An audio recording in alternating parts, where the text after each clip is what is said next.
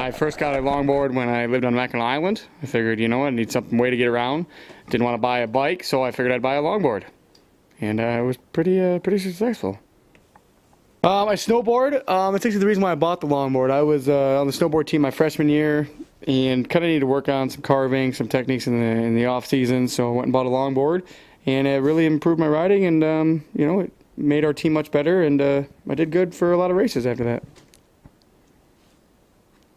I like doing all the parks: Nelson Park, Mill Pond, Island Park. They're really nice places to be. Got a lot of people running around, walking their dogs, walking their kids. Sun's shining, grass is green, trees are green. It's just, Mount Pleasant's a beautiful place to be. When you can get out there and longboard and see some of nature and some good old middle-class, blue-collar people, it's really worth it. We got to run to the grocery store, just take a longboard over there, skate around town. I used to, when I was in college, I used to skate to class all the time.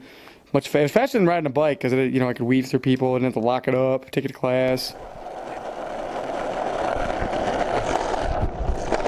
One time I was longboarding and went to Todd's and bought a 30 rack. And I had 30 rack in my left hand, so it was in front of me. And I was skating right by Washington and May. And I hit a rock and I fell, and literally the case split open and 30 beers were just drifting through the streets.